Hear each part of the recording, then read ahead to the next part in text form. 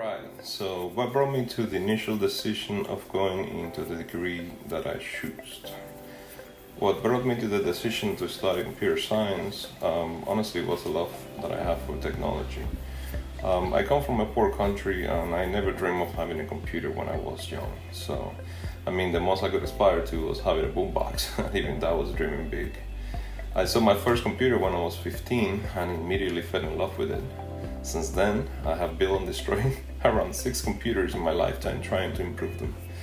I choose computer science because I see the potential these machines have to help us in our daily life, and I want to be part of it. I'm not afraid to fail, and I will not give up until I make things work.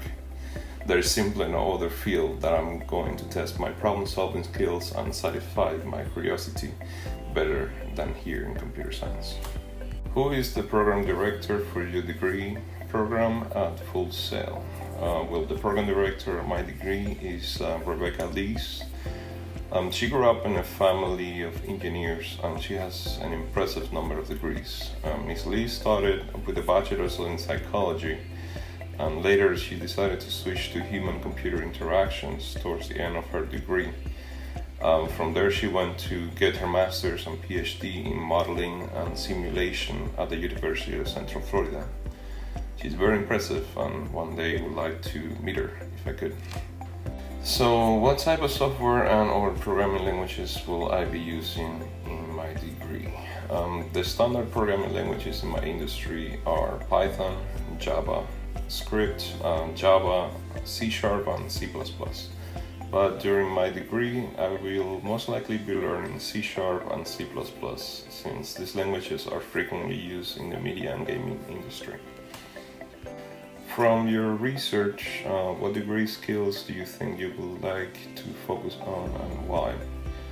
Well, I would like to focus on learning data structures, algorithms, time complexity as well as space complexity, because I consider these skills to be very important in the creation of software.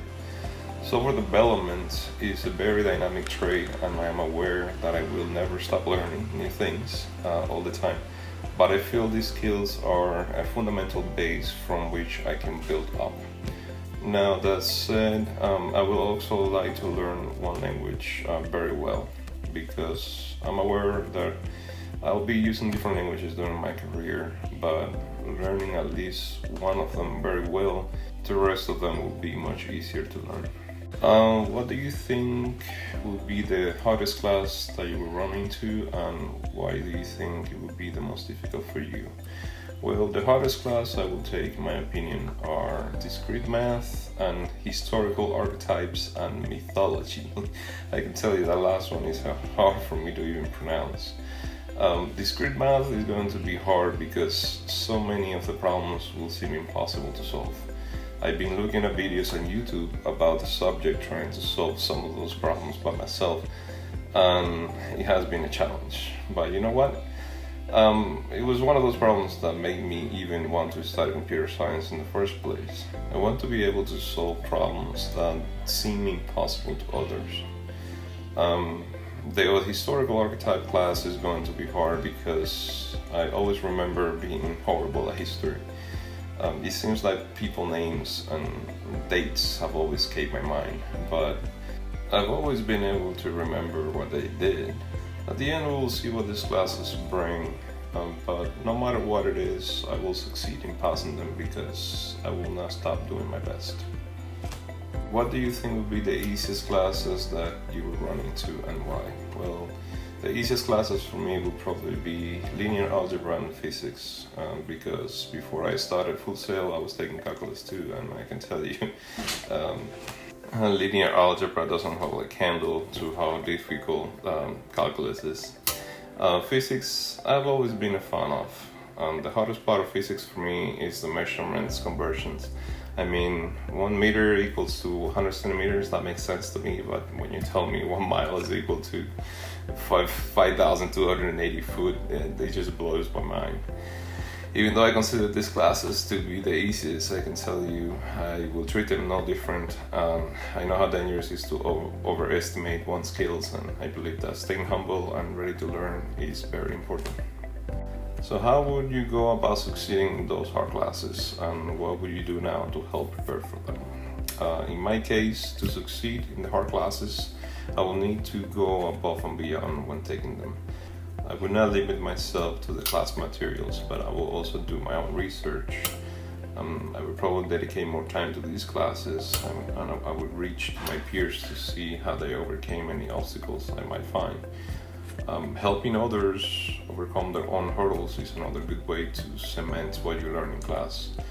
I've always tried to stay ahead while doing the assignments instead of waiting until the last minute to do them, and this would be even more important when taking these classes. So in short, to overcome these classes, we must first acknowledge the weakness, over-prepare ourselves, and we must deliver results. Simple.